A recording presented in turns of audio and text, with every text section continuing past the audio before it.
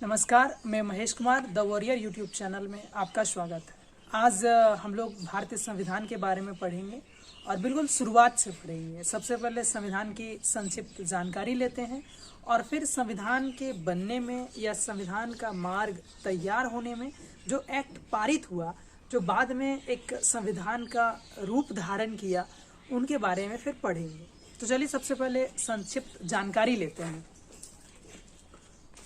1757 की पलासी की लड़ाई और 1764 के बक्सर युद्ध अंग्रेजों के जीतने के बाद कंपनी ने शासन का शिकंजा कसा। जब अंग्रेजों ने पलासी और बक्सर का युद्ध जीत लिया तो अंग्रेजों का मनोबल पूरा बढ़ गया और उन लोगों को लगने लगा कि अब भारत में शासन कर पाएंगे। और शासन को बेहतरीन ढंग से करने के लिए बाद में अंग्रेजों ने कई एक्ट पारित किए और वही एक्ट बाद में संविधान का रूप अख्तियार किया। तो सबसे पहला एक्ट जो पारित किया वो एक्ट था 1773 ईस्वी का रेगुलेटिंग एक्ट। और इस एक्ट के तहत कौन कौन से नियम लगाए गए या कौन कौन से कार्य करने की बातें कही गई। कंपनी के शासन पर सरकार का नियंत्रण, और इस एक्ट के तहत कंपनी के शासन पर सरकार का नियंत्रण हो गया। शासन तो करेगी कंपनी, लेकिन कंपनी पर सरकार का नियंत्रण होगा। कंपनी के प्रशासनिक और राजनीतिक कार्यों को मान्यता मिली। अब कंपनी जो भी प्रशासन करेंगे और उनकी जो राजनीतिक गतिविधियां होगी उनको सरकार ने मान्यता दे दिया। केंद्रीय प्रशासन का नींव, कंपनी तो शासन करेगी लेकिन कंपनी के ऊपर सरकार का नियंत्रण होगा जो केंद्रीय प्रशासन होगा। बंगाल के गवर्नर का पद गवर्नर जनरल के नाम से जाना जाने लगा और रेगुलेटिंग एक्ट के तहत जो बंगाल का गवर्नर का पद था उसे अब गवर्नर जनरल के नाम से जाना जाने लगा।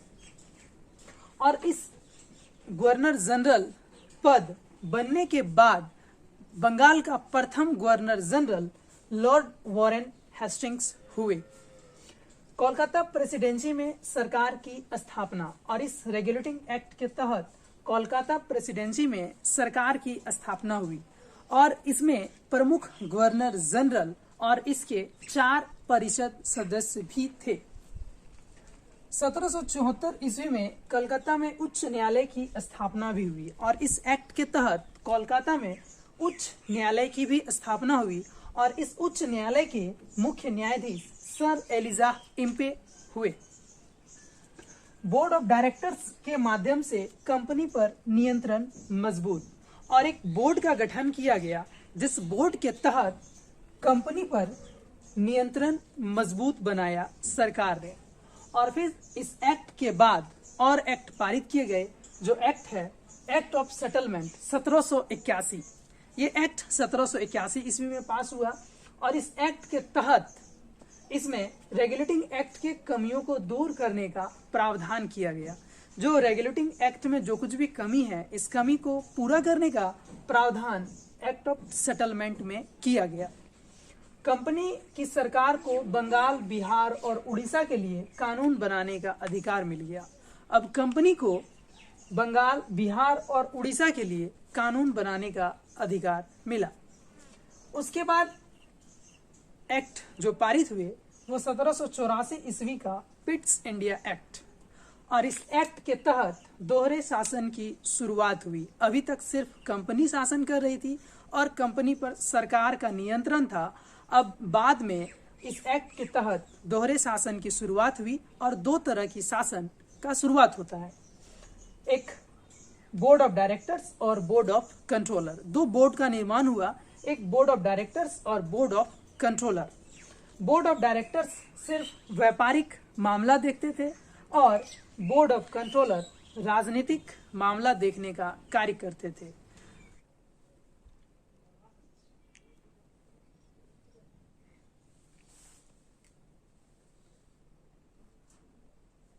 (1793) ईस्वी का चार्टर अधिनियम। इस अधिनियम के तहत बोर्ड के सदस्यों तथा कर्मचारियों के वेतन राजस्व से देने की व्यवस्था की गई।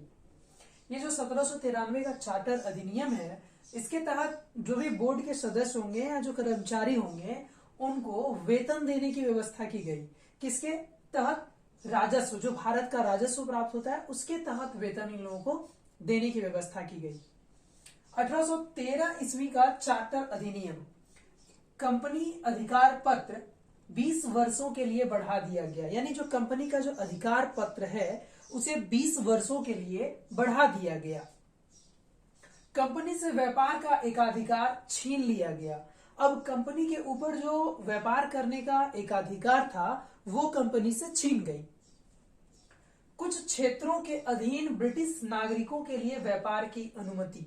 अब जब एकाधिकार व्यापार का छीन गया तो कुछ क्षेत्र में, कुछ सीमा प्रांत में कंपनी को ब्रिटिश नागरिकों के लिए व्यापार करने की अनुमति दी गई।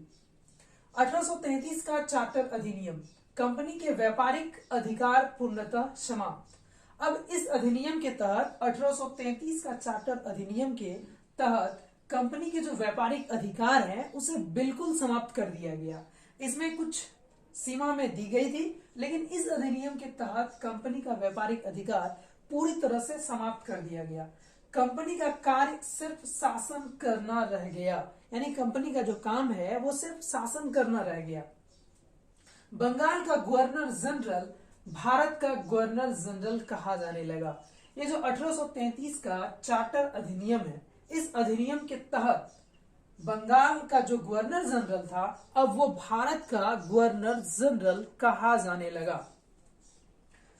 बंबई तथा मद्रास से विधि बनाने की शक्ति वापस। पहले बंबई और मद्रास को विधि बनाने की शक्ति दी गई थी, लेकिन और इस अधिनियम के तहत 1833 ईस्वी का चार्टर अधिनियम के तहत बंबई तथा मद्रास से विधि बनाने की जो शक्ति है, कानून बनाने की शक्ति वापस ले ली गई। 1843 में दास प्रथा को विधि विरुद्ध घोषित कर समाप्त कर दिया गया। यानी 1843 ईस्वी में दास प्रथा को कानून के खिलाफ बताया और इसे उन्मूलन कर दिया, इसे समाप्त कर दिया गया। गवर्नर जनरल परिषद को पूरे भारत के लिए बजट का अधिकार दिया गया। अब 1833 का चार्टर अधिनियम के तहत पूरे देश में, पूरे भारत के लिए बजट का अधिकार मिल गया। किसे मिला? गवर्नर जनरल परिषद को पूरे देश के लिए बजट बनाने का अधिकार मिल गया। लॉर्ड मेकाले की अध्यक्षता में प्रथम विधि आयोग का गठन किया गया और इस अधिनियम के तहत लॉर्ड मेकाले की अध्यक्षता में एक विधि आयोग का गठन किया गया जो प्रथम विधि आयोग था। 1853 का चार्टर अधिनियम, इस अधिनियम के तहत क्या क्या काम हुआ? सेवाओं में नामजदगी का सिद्धांत समाप्त कर कंपनी के पदों को परीक्षाओं के माध्यम से भरने की व्यवस्था। अब जो सेवाओं, कोई भी सेवा का पद सिर्फ नाम से ही या किसी के नाम किसी को भी मिल जाता था, अब उसे समाप्त कर दिया और सेवा के पद को भरने के लिए परीक्षा की शुरुआत की गई। यानी परीक्षा के माध्यम से, प्रतियोगी परीक्षा के माध्यम से इन पदों को भरने की व्यवस्था की गई। परीक्षा के लिए 1854 ईस्वी में मेकाले समिति नियुक्त किया गया। अब 1854 ईस्वी में परीक्षा समिति जो है, परीक्षा एक समिति नियुक्त की गई जो परीक्षा के कार्य को अंजाम देंगे। गवर्नर जनरल परिषद के विधायी एवं प्रशासनिक कार्यों को अलग किया गया। अब गवर्नर जनरल परिषद का जो विधायी यानी जो कानून बनाएंगे और जो प्रशासन करेंगे, शासन का काम करेंगे, उनके कामों को अलग किया गया। अब अगला अधिनियम है 1858 ईस्वी का भारत शासन अधिनियम। इस अधिनियम के तहत कौन कौन से कार्य हुए? शासन कंपनी से लेकर ब्रिटिश क्राउन के हाथों में सौंपा गया। अब जो शासन जो है वो कंपनी के हाथ से ले लिया और ब्रिटिश क्राउन को सौंप दिया गया। यानी ब्रिटेन की महारानी के माध्यम से शासन होने लगा। भारत में मंत्री परिषद की व्यवस्था की गई और इस अधिनियम के तहत भारत में मंत्री परिषद की व्यवस्था हुई। 15 सदस्यों की भारत परिषद का सृजन। अब जब परिषद बन गया, मंत्री परिषद बन गया, तो इसमें कुछ सदस्य होंगे। उसमें से कितने सदस्य? तो 15 सदस्यों की भारत परिषद का निर्माण किया गया, सृजन किया गया। भारतीय मामलों पर ब्रिटिश संसद का सीधा नियंत्रण। अब जो भारत में जो कुछ भी मामला होगा उन मामलों पर ब्रिटिश संसद का सीधा नियंत्रण हो गया। मुगल सम्राट पद समाप्त। 1858 ईस्वी में भारत शासन अधिनियम के तहत मुगल सम्राट का जो पद था उसे समाप्त कर दिया गया। बीओसी और बीओडी को समाप्त कर दिया गया। जो तो बोर्ड बनाए गए थे, बोर्ड ऑफ कंट्रोलर और बोर्ड ऑफ डायरेक्टर्स, जो एक शासन का काम देखेंगे और एक राजनीतिक मामला, व्यापारिक और राजनीतिक मामला देखेंगे, उन बोर्डों को समाप्त कर दिया गया। भारत में शासन संचालन के लिए ब्रिटिश मंत्रिमंडल में भारत के राज्य सचिव सदस्य नियुक्त। अब भारत में जो शासन का संचालन होगा उसके लिए ब्रिटिश मंत्रिमंडल में भारत के लिए एक सदस्य नियुक्त किया गया जो राज्य सचिव के रूप में जाने गए। भारत के गवर्नर जनरल का नाम वायसराय किया गया। इस अधिनियम के तहत गवर्नर जनरल का नाम वायसराय कर दिया गया। इस समय लॉर्ड कैनिंग अंतिम गवर्नर जनरल एवं प्रथम वायसराय हुए। जब गवर्नर जनरल का नाम वायसराय कर दिया गया तो वायसराय करने के बाद जो अंतिम गवर्नर जनरल हुए वो लॉर्ड कैनिंग हुए और जो प्रथम वायसराय हुए वो भी लॉर्ड कैनिंग हुए। 1861 ईस्वी का भारत शासन अधिनियम। इस अधिनियम के तहत 1861 भारत शासन अधिनियम के तहत इस अधिनियम के तहत गवर्नर जनरल की कार्यकारिणी परिषद का विस्तार। अब इस अधिनियम के तहत जो गवर्नर जनरल होगा उनका कार्य करने का जो परिषद होगा उस परिषद को बड़ा किया गया, विस्तार किया गया। लॉर्ड कैनिंग द्वारा विभागीय प्रणाली प्रारंभ।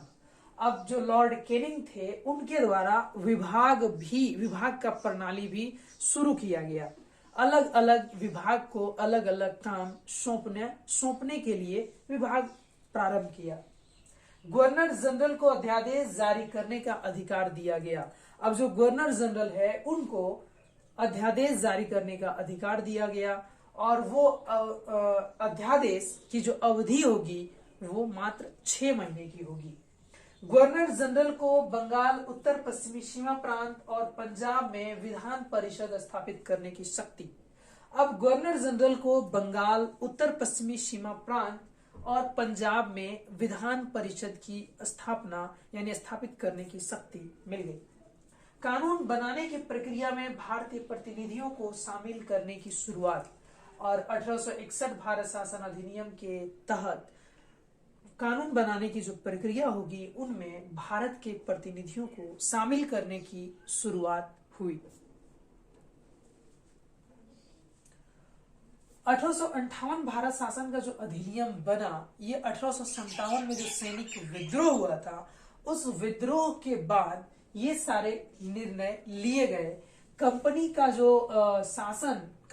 शासन लेकर के ब्रिटिश क्राउन के हाथों में सौंप दिया गया। उसके बाद भारत में मंत्री परिषद की व्यवस्था की गई। 15 सदस्यों का भारत परिषद का सृजन किया गया। भारतीय मामलों पर ब्रिटिश संसद का सीधा नियंत्रण हो गया। मुगल सम्राट का पद भी समाप्त कर दिया गया और जो डायरेक्टर्स बनाए गए थे, बोर्ड ऑफ कंट्रोल और बोर्ड ऑफ डायरेक्टर्स, इसे भी समाप्त कर दिया गया। और भारत में शासन संचालन के लिए ब्रिटिश मंत्रिमंडल में एक भारत का राज्य सचिव सदस्य भी नियुक्त किया। इस समय गवर्नर जनरल का नाम वायसराय हो गया और जो लॉर्ड कैनिंग हुए वे अंतिम गवर्नर जनरल और प्रथम वायसराय हुए।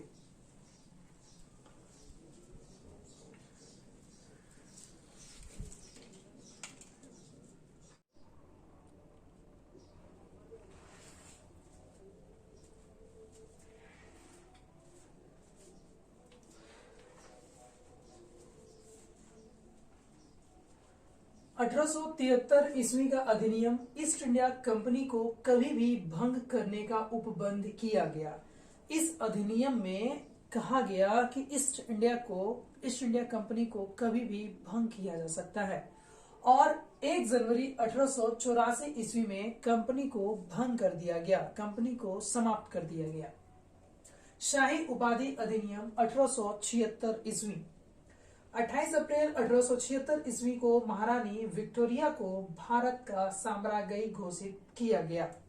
यानी इस अधिनियम के तहत, शाही उपाधि अधिनियम के तहत 1876 ईस्वी में 28 अप्रैल 1876 ईस्वी को महारानी विक्टोरिया को भारत का रानी घोषित किया गया।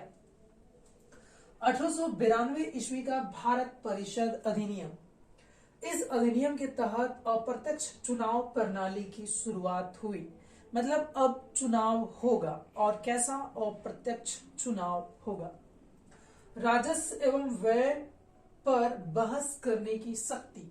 और इस अधिनियम के तहत जो देश का बजट बनेगा और जो देश का राजस्व प्राप्त होगा और राजस्व का किस किस चीज में खर्च किया जाएगा, उस पर बहस करने की शक्ति भी दी गई।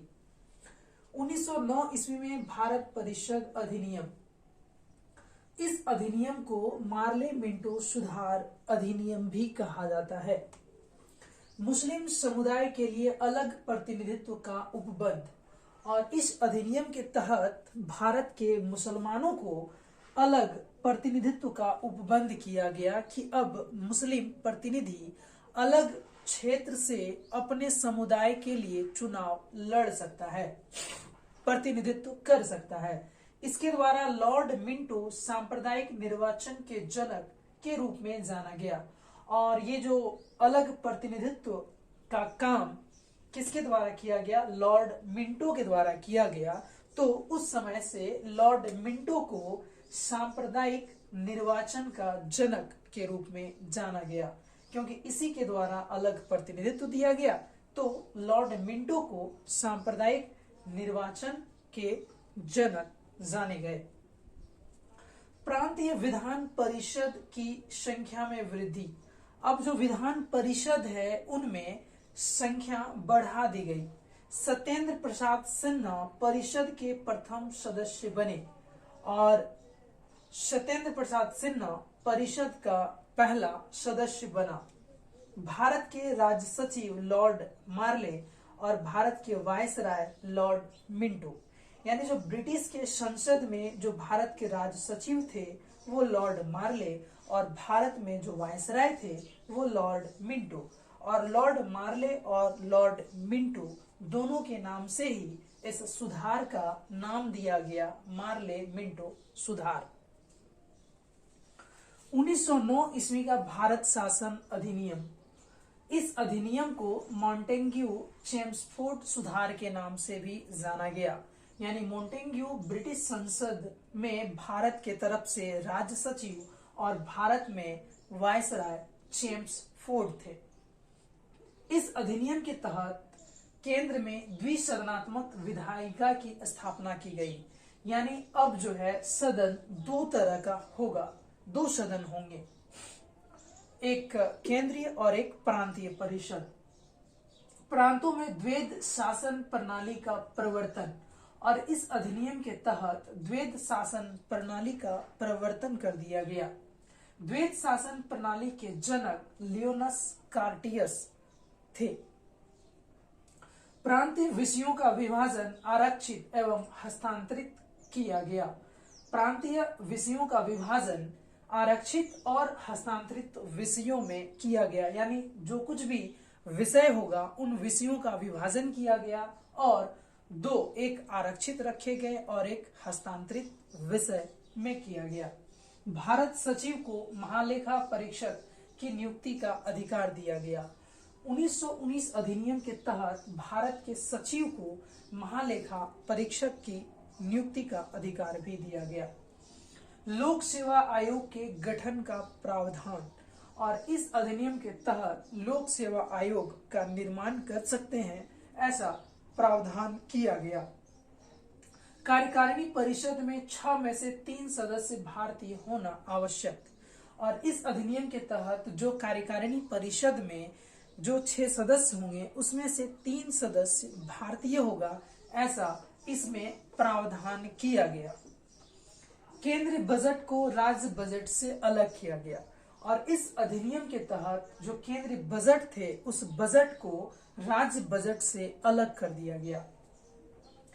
वैधानिक आयोग का गठन, और इस अधिनियम के तहत 1919 भारत शासन अधिनियम के तहत वैधानिक आयोग का गठन किया गया, यानी एक विधि आयोग का गठन किया गया। महिलाओं को वोट का अधिकार, और इस अधिनियम के तहत भारत के महिलाओं को वोट देने का अधिकार मिला। उसके बाद अगला अधिनियम है 1935 ईस्वी का भारत शासन अधिनियम। ये अधिनियम बहुत ही महत्वपूर्ण है और इसी अधिनियम के अधिकांश नियमों को, अनुच्छेदों को भारत के संविधान में शामिल किया गया है, थोड़ा मोड़ा बदलाव करके। 300 इस अधिनियम में 321 अनुच्छेद और 10 अनुसूचियां थी। इसमें कौन कौन से कार्य किए गए? तो अखिल भारतीय संघ की स्थापना की गई, भारतीय प्रांतीय स्वायत्तता यानी अलग अलग प्रांत को राज करने की स्वतंत्रता दी गई। केंद्र में द्वैध शासन की स्थापना, अब केंद्र में द्वैध शासन की स्थापना की गई।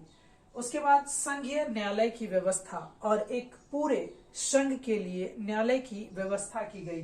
ब्रिटिश संसद की सर्वोच्चता, लेकिन इसमें यह भी प्रावधान किया गया कि अभी भी ब्रिटिश संसद सर्वोच्च होंगे, सबसे ऊपर होंगे।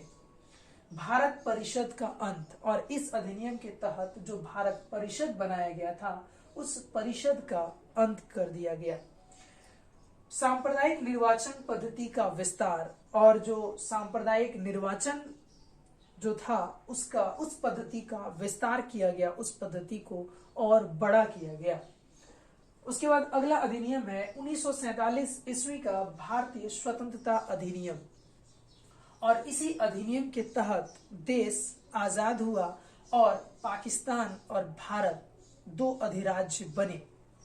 ब्रिटिश संसद में 4 जुलाई 1947 ईस्वी को भारतीय स्वतंत्रता अधिनियम प्रस्तावित, यानी जो भारत स्वतंत्रता अधिनियम है वो ब्रिटिश संसद में प्रस्तावित किया गया 4 जुलाई 1947 को, ठीक है, प्रस्ताव रखा गया, और इस चीज को 18 जुलाई 1947 को ब्रिटिश संसद ने स्वीकृत कर लिया, और 15 अगस्त 1947 ईस्वी को भारत और पाकिस्तान दो अधिराज्य बना दिए गए। धन्यवाद। उम्मीद है कि वीडियो अच्छा लगा होगा, और अगर वीडियो अच्छा लगा तो फिर कमेंट करें, लाइक करें, और चैनल को सब्सक्राइब करें, और लोगों को शेयर भी करें। धन्यवाद।